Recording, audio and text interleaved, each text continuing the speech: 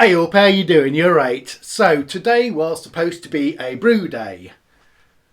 Actually, today was supposed to be a day after a brew day. In fact, it was supposed to be both of them things, but it isn't. It's the day before a brew day now. Where do I start with this one? This may be, settle yourself in, because I don't know if this is going to be a bit of a long one. Let's start from the beginning. About the brew day. So I got everything ready the day before yesterday for a brew day for today, or most things apart from the recipe. I hadn't finalised the recipe. And it was chucking it down with rain Monday. It talked to being less chucking it down rain the next day, which was yesterday. Keep up, keep up. And today, it lobbed it down with rain all day again. Now, I'm coming out of summer brewing here. I've been brewing outside in the glorious sunshine all summer, and I didn't want to quite let that go. So tomorrow looks to be better. So today I didn't brew, and I've left it for tomorrow, because tomorrow I've got a day off tomorrow and it looks like a better day. Not a better brew, better day. I hope it's a good brew anyway. Yes, are you following? Are you following? Right, the beer we are going to be brewing, let me start right at the beginning of my brewing time. Let me have a slurp quick. So when I started doing all grain, like most people, I was doing it in a bucket. There was an amazing guy called Timmy Jenkins on the scene on YouTube. Freezers full of hops. And brewing lots of NEIPAs. And I always wanted to brew a NEIPA. He used to hold it up, golden orange, beautiful thickness. I could smell it through the screen of my iPad or my telly.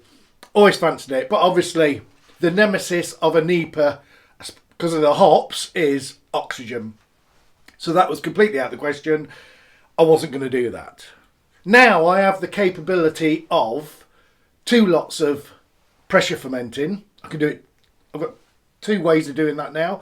2 fermenters with 2 fermentation fridges. So I thought, but I needed to get that process dialed in. Because as you know, the biggest worry for me is putting all that money into all them hops and then ruining the beer because I've done something wrong, or my oxygen's got into it or something like that.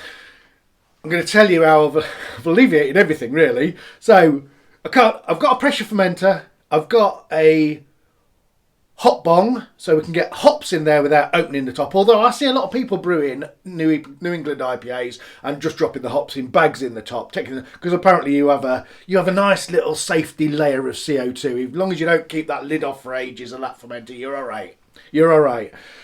Also, I've heard someone say about trub dumping, because if you sit it on the trub when you dry up in it, I don't know what. I've just seen someone ask. A lot of people do. I have got a trub dump. I don't know whether I'm going to use it. I've never used it. It always looks so messy don't know. Every time you see someone dumping trub, whether it's on the Firmzilla with the one that it just spills everywhere, you've got to have it under a tray and paper towels everywhere. You just make a mess, don't you? And even when you see them doing in the conical fermenters, the stainless steel ones, it ends up a right mess. So I don't know if I'm going to do that. I'm going to think about it. We will see. Keep watching to see. So I've been doing the recipe today. The recipe is dictated a little bit by an amazing, amazing man. So I think I've said, you put so much money into this and there's a lot of hops, and if you ruin it, you're in trouble. Do you know what I mean? And an amazing gentleman called Richard Brooks, Brewcat Brewery on YouTube, it all gets really involved. A lovely, lovely guy. I speak to him loads on the after party of the Hop Edition podcast and some other groups that we're in. We was on a chat after the Hop Edition podcast, and he said to me, we was talking about NEIPAs and stuff like that, and I've got quite a few hops in, but he went, look, I tell you what, I'm going to send you a kilo of Citra. I went, I'll buy them. Or no, you won't. I'm going to send them to you. I'll pay postage, I said. And he wouldn't even let me do that. Nothing.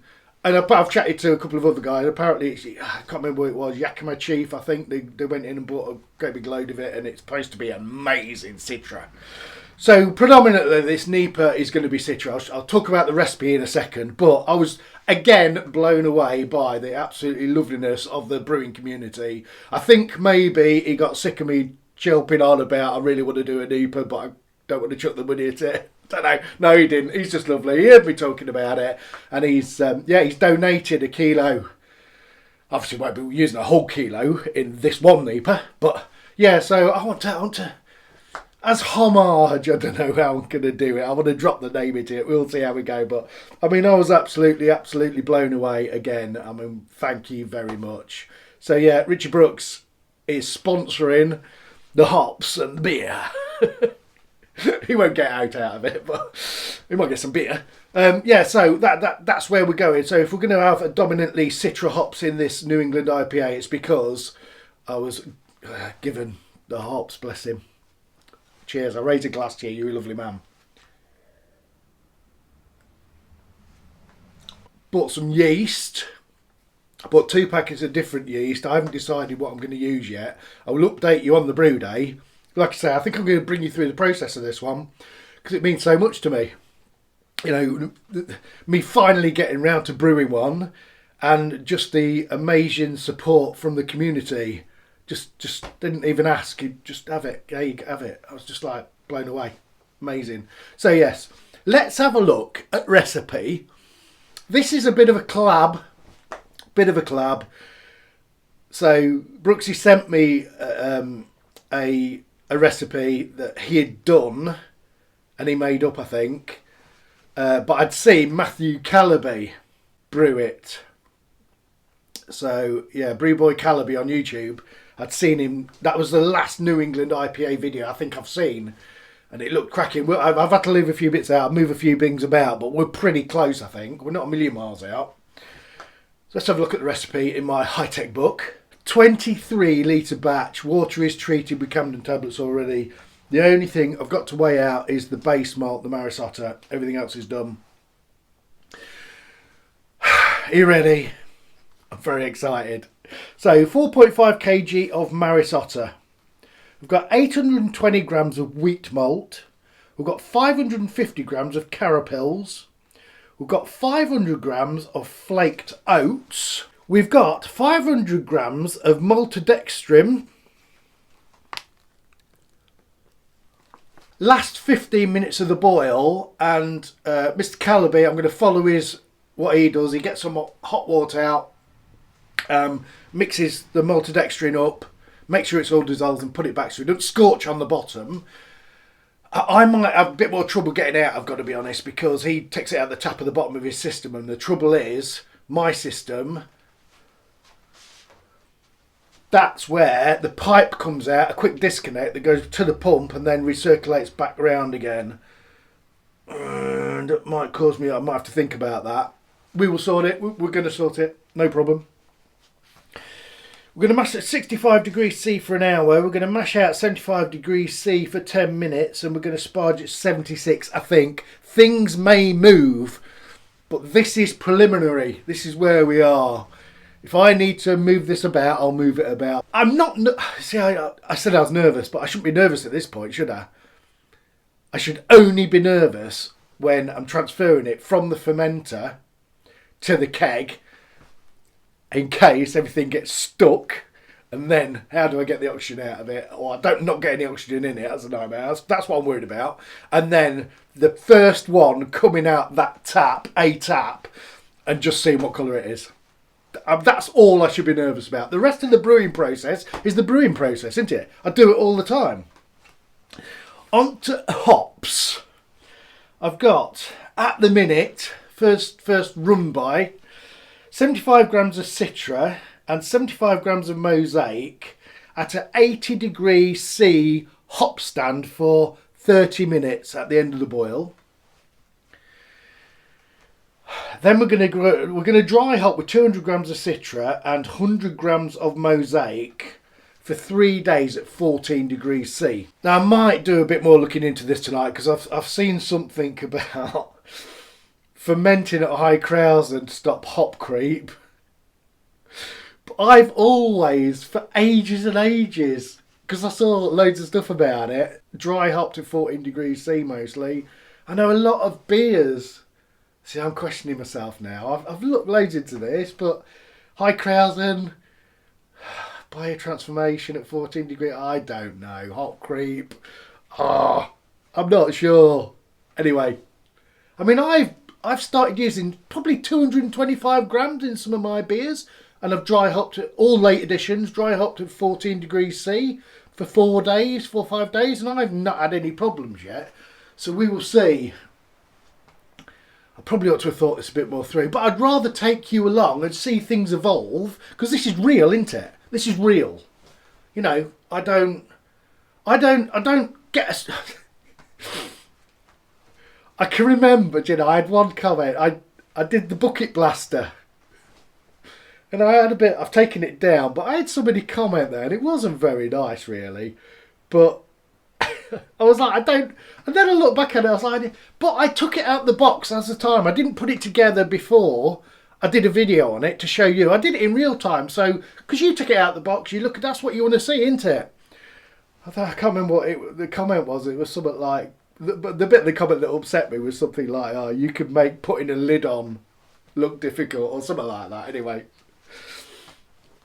hey ho, yes, but I do it real time. I think if we're going to move things around, and this is real, I'm brewing my first New England IPA. I've got massive trepidation. I'm worried about it. I've not done it because I was worried about doing it, and this is real. This is what people feel, isn't it? You know, I can remember getting into all grain, my first ever all grain. You know, it worried me. Everything worried me. First time I did pressure fermenter, you know, I had trepidation because I didn't know what I was doing, and this is how it should be. No, it's not how it should be. You shouldn't be worried about everything, but I should be showing you that. That's what I feel. I'm open and transparent. But I just want to show you everything. So yeast we will come to you with tomorrow during the brew day. We'll have a little chat while we're mashing in, maybe. I may have chat. I'll look back on this. I'll probably chatted everything anyway, but I've got 2 lots of yeast I can choose from. Is that enough hops? I might sneak peek a few recipes tonight and just add them up and see how much hops. I think that's decent. I think that's okay. That you can do. I'm going to look up optimum so much per litre of hop before there's a problem in there. I might do that. But I mean, that recipe's. I saw the video that Mr. Calaby did on that, and that beer looked incredible. Never used maltodextrin before. Looking forward to seeing what that brings to the party. And yeah, I've got some special yeast in. I have a stash of yeast that I use for all my beers and this or that, whatever. I've got it in stock, different ones, but this one I've chosen, I've picked out, I've looked through. Yeah, so a bit more effort with that. A bit more attention to detail, a bit more love. So I feel like I may be, like I say, it's not that the time to worry at the minute, is it? Or get excited about till I pull it out of a tap or try and keg it. But I reckon I might be a bit like a kid before Christmas Day, Christmas Eve tonight, trying to sleep because I'm very excited. I'm hoping to get outside, out the rain a bit. I don't want to. I have to brew inside with fans and things. I haven't got an extractor in winter, but. Yeah, I think this intro is 15 minutes long already. I'll have some choppy bits out of it and get it down. But this is what we're doing. We are doing my long overdue with, and I'm only doing it now because this wouldn't be getting brewed at this point now if it wasn't for the encouragement and the hops sent to me by Richard. Mr. Brooks. I thank you very much. Yeah, we're doing it. We're doing it. We are doing this. pH, I'm going to keep a very close eye on. A very close eye on this time. I generally check it quite a bit, but this time I am absolutely all the time. I need to know where it is. We are stepping it up. I will see you in the morning. Good morning. Yes, it's the next morning. Yeah, I know, I've got the same shirt on, but I get in a right mess brewing, so I'll get sorted out after I've done the brew day. New clothes, have a shower, lovely job. So we are in the doorway at the minute because it's still raining. been raining for, God knows, I even know how long it's been raining here now for, absolutely ages. But my weather radar thing does say it's going to clear up in a couple of hours or about an hour, so I'm hovering there. We're mashing in. I'm hoping to get mashed in. That'll be all right there, mashing in, and then hopefully we can move out there when it's boil time. Please, sun gods, shine on me. So what have we got? We have weighed the hops out. That's what 75 grams of Citra and 75 grams of Mosaic look like. We're up to there. If you need to weigh them out by eye on a Bombay Bad Boy pot noodle back pot. I've got my lactic acid out in front of me ready. Keep an eye on that pH. I've decided to go with, better put my specs on, WHC Labs Saturated. That's what we're going with. So dosage, keep at 18 to 22 degrees. I'll probably start at 20, ramp it to 21. 0.5, 1.5 G a litre. Propagation for quality control, we recommend direct pitching to the wort inside the fermentation vessel. Aeration and nutrient additional is recommended but may not be necessary. Needed on generation 0. Storage 4 to 10 degrees. It's been in the fridge. The net weight is 11 grams. It says a dehydrated version of our most popular strain. This top cropping New England IPA yeast, so it says NEIPA yeast, is the juiciest on the market. Expect tropical fruit esters and plenty of biotransformation, and that's what we want. That's what we want. Mosaic hops. I bought new Mosaic. I've got some Mosaic hops in stock, but I bought new because we're having it. We're having it this time, aren't we? We're giving it the best we can. I use my Star San and save it and use it and use it. I check the pH on it, make sure it's all right. But today we're having new Star San. We are not going to risk anything today. So I'm about to mix some Star San up. Added water additions. Now we're not going to talk about water additions because we don't do it because people's water's different. I just do what I do, so irrelevant. We're going to keep an eye on the pH. We'll come back when we'll have a chat when we're mashing in, I think. Might do each stage, I don't know. We'll see how we go. It is a rubbish day. That is not cheering me up, that weather. I'm absolutely fed up of it. I've had like 8 days off work and it's just rained, basically. Right, we're mashed in. I was going to have a chat while I did that, but I had to concentrate. So I'm so used to just doing like 5%, pouring out 5% beers. Chuck a load of water in, put my grains in. It works it lovely. There's a few more grains in this, isn't there? So I had to concentrate stirring on that because I've put probably a little bit too much water in, but it doesn't matter. It doesn't matter. All comes out in the wash, doesn't she? She's porridgey, nice and porridgey, but stirring, I'll tell you, getting them dough balls out is worth it. Spend your time on this part and it will come to fruition later in efficiency. So we've not got that recirculating. What I do is I let it sit there for a little bit and settle after I've stirred it, and then we'll slowly just have the little pump on a little bit just to settle that grain bed. I'm a mixer halfway through. I don't know what you guys do, but I like to halfway through the mash, I like to give it a mix, turn the pump off, give it a mix, get it all mixed up again, then leave it to settle again, pump on slowly again, just settle that grain bed before we end up running off the wall half an hour later. We're going to do an hour's mash at 65 degrees, then we're going to do a 10-minute mash out at 75 degrees. We're going to do it properly. So I've got too much water in there, I think. It doesn't matter, it doesn't matter. I will get my sparge tank out and we'll get that on up to temp. See you in a bit. Right, we've got outside, it stopped raining. We've got 500 grams of maltodextrin. I've got about 5 minutes to get to the 15-minute point, so I thought I'd start dissolving it. I'm going to chuck some in a bowl, I think.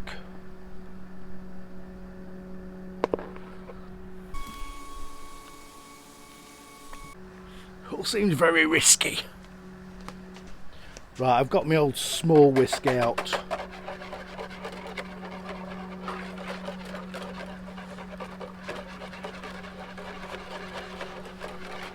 Yeah, okay.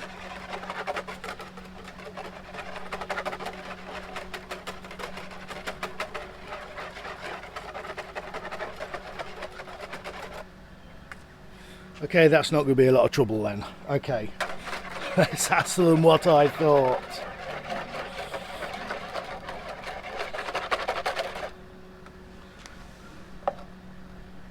Alright, no panic. So, no protoflock in this.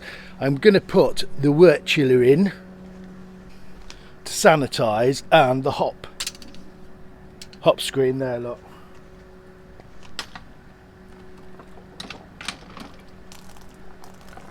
Cool. We are going to be ready for a cool down soon. It's exciting. Let's get her in.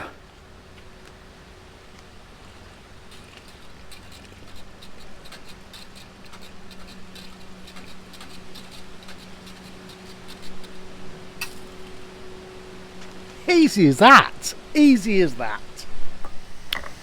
Right. We've had the op drop. You missed that. Let me take you through what's going on down here. Yeah, okay, so we've got some stuff sanitising in here. Got hot bung top filter, dip tube with some various thingies in there. There's the hot bung. We'll definitely be using that. But the eagle eyes of you may see, there's no valve on there for a trub dump.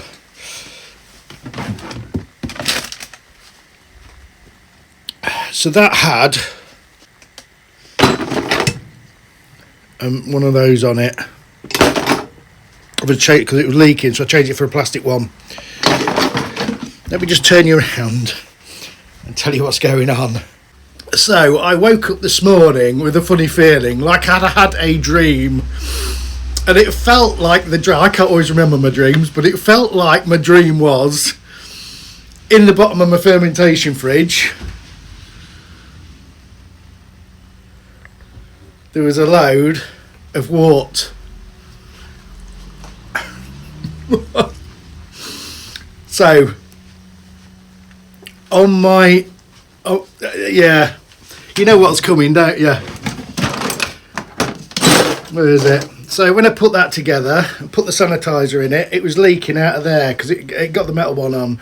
I tried fixing it, I couldn't, put some tape on it, put a new seal on it, so I've got a plastic one out and that worked. I'm not that superstitious, but I bottled it. Trub dump is not going on, I'm not risking it. I'm limiting that problem. After that dream and then that leak, we're just going to have to live with working with the trub. It's got a floating dip tube in it.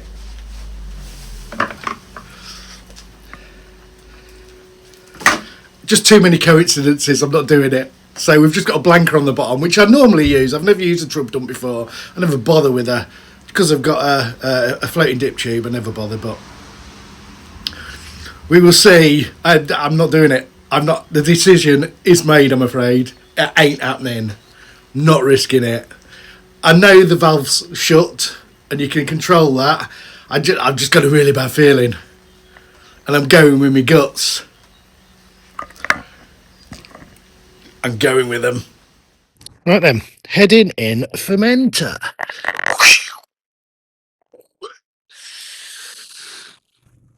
We're in. There is fermenter. Hey up, she's looking good already, isn't she? Hey? Right, let me grab a beer. Hang on a minute. That's it, the end of a brew day, I have a beer in hand. That is basically got to be nearly, really, the last pint of the Nectaron Smash. That has been a Brahma of a hop. I'm loving it, I've got some left as well. I'm going to be brewing more with that. I might even get some more. I love it.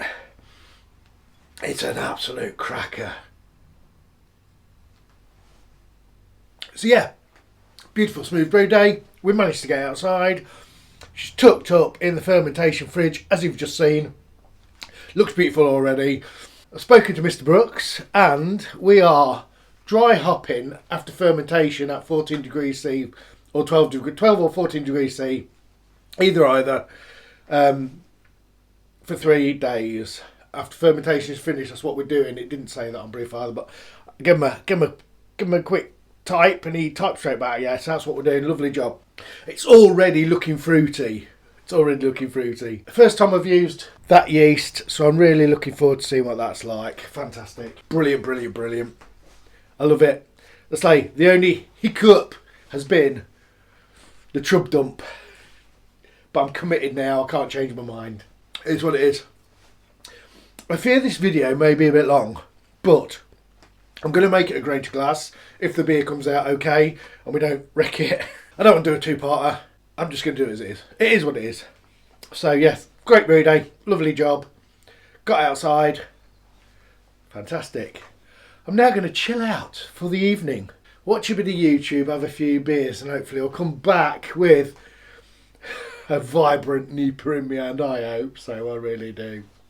Cheers. Right, I pitched the yeast at about 1 o'clock yesterday afternoon. That's where we are this morning. Right, the NEIPA has just gone in the keg.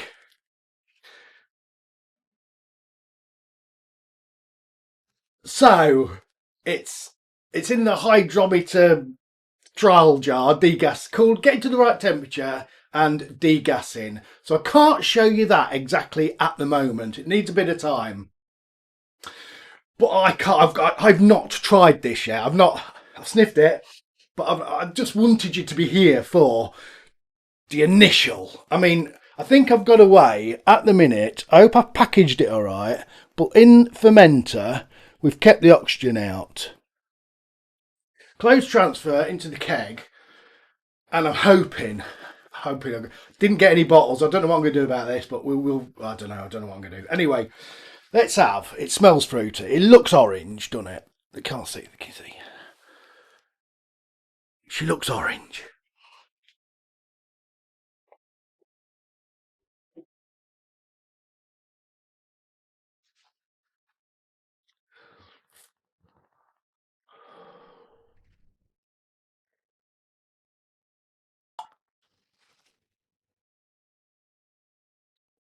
So just thought I'll bring you along for a little quick look. See you in a bit. So the NEIPA, or New England IPA, is ready. Here we go.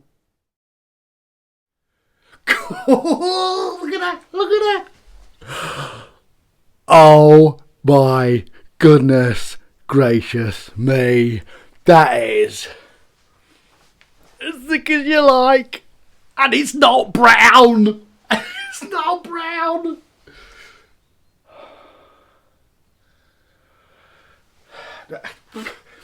Just here. Let me have a few slurps of this. I'll tell you a bit about what you haven't seen about the fermentation. And obviously the gravity. You haven't seen the gravity. I'm so excited. Just look at it.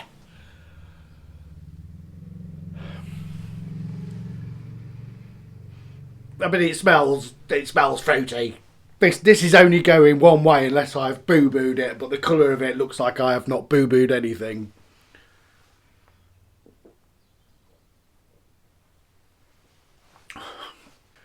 So we did a diacetyl rest. We popped it up a few degrees C for a few days and let that yeast sort itself out. Gravity points. OG was 1.060. Final gravity was 1.018, which gives it a 5.5% of the ABV. So we're just in there with the NEIPA. We are on the lower edge, I know, the lower end of a NEIPA, 5.5, but they say 5 to 7, so I am taking that as long as every day as I can. That makes no sense, does it? I'm taking that every day. Just look at it. So, the maltodextrin, you saw me use that. I took it out, mixed it up and put it back. But I did notice there's a ring on the bottom of my boiler. and the elements underneath that, there was a little bit of residue, scorchio. It wasn't scorched, it was just darkening, which took a bit more cleaning than usual. I did it all right. I mean, if I'd have dumped that in powder, I think we would have been in all sorts of trouble. So thank you, Mr. Calaby, for that. We dried hopped at 13 degrees C for 4 days. We had a little bit warning here. Hop bong, don't fill it right up. Just don't.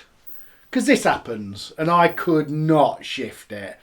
I just filled it up, put the top on, purged it, and I couldn't get it out, so I had to take it all to bits. It was a nightmare. And I had to put some in and do it in a couple of runs, which was fine. Done that before. I've never filled it right up. I've never had this much of a charge of hops. So yes, don't fill your hop bong right up, else this happens. Absolute, complete pain in the backside that was. But anyway, yes. Oh my goodness. So what have we got? The mouthfeel, the carbonation, I don't know. You can't see it, but it's sort of holding a cap. Makes you burp. This is only, I think, it's only like the second one I had a tester, and I've had this one. It's only been in the keg 6 days, so I might come back in another fortnight, because I think I've got a few videos in front of this, and just see what happens. So primarily the mouth feels nice and thick and juicy and yummy. The aroma's absolutely incredible, like a great big massive fruit bowl. Carbonation is making me burp a little bit. Head's dissipating a bit, but I think that's the glass. Keep saying every time I use this glass, don't I? Every time, absolutely every time. You get all that. Do you know what? I think I've got the Citra and Mosaic just right. I find Mosaic quite prominent. I've said this before. I find it quite a dominating hop compared to Citra when I've used them together. I mean, I've used them together loads and loads and loads and loads. So I've sort of know now that I don't want to be chucking equal amounts in. I need more Citra than Mosaic. And I think I've banged this right on the nut. Absolutely perfect. Lovely thick mouthfeel. Incredible aroma. Super juice bowl. The citrus, the tangerine. You get a little bit of that blueberry and spice from that Mosaic, and you get all that Citra roundiness from amazing Citra hops. It's floral, it's lemon, it's citrus. It's just fruity. It's just super fruity. Incredible. Absolutely incredible.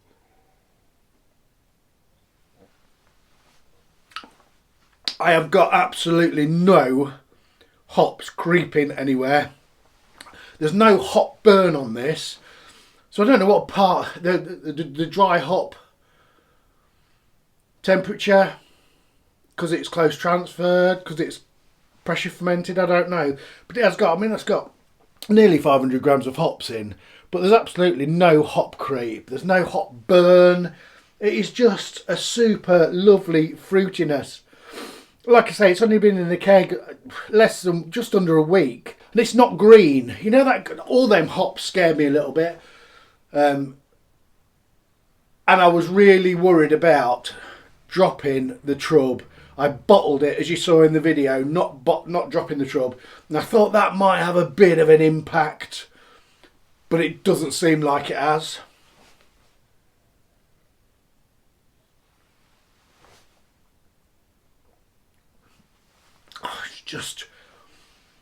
It's everything I wanted it to be and more.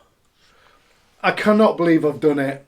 I've got to give a big shout out to the legend Mr. Brooks, Richard Brooks, for sending me the hops and the recipe, and the legend, another legend, Mr. Brew Boy Calaby, for doing a video on this recipe. Not the same hops, but he used the same recipe from Richard. So I watched that and watched it, see how he did it. I mean, I'm not sure I'd have known to. I probably would have sensibly gone, I probably need to do something with this maltodextrin powder and not chuck it straight in because it's going to drop to the bottom. It's probably going to scorch. I probably would have known that when I was thinking about it. But I had a lot going on. There's been a lot of emotion put into this beer from me. And the relief is just incredible now I've got it. It's just, like I say, it's just everything and more what I thought it would be. You guys out there that's been brewing NEIPAs for years, you're going to go, why is he so excited about this? This has been a long time coming. The support's been incredible. And the product at the end, I'm just blown away with it. This will not be my last. It's just, look at it. I don't know whether camera's gonna. The picture at the start, I did put a light behind it, but it's not. See, sometimes things look a bit brown or dull. In real light, this looks bright and vibrant and alive. Really does. It looks just happy. It's a happy looking beer. The colour, like I say, vibrant, absolutely vibrant and stunning. No dullness to it. There's no grey. There's no brown. It is a beautifully vibrant colour, which just, I'm so pleased. This is the most expensive beer I've ever brewed and the cheapest beer I've ever brewed. Richard's sending me them hops. Need to send some beer to you, but I'm not sure I'm going to be able to package this bad boy. Or I could package it. I'm not sure it's going to get there in absolutely beautiful loveliness. I don't know. I'm thinking about it. I'm obviously in my mind, this needs to be drank quite fresh. I think we're on top of this already because it's not got any hop burn. I was expecting some, to be honest. There's a lot of hops in here. I was expecting some proper hop burn, but there isn't anyway. It's just juice. It is just juicy.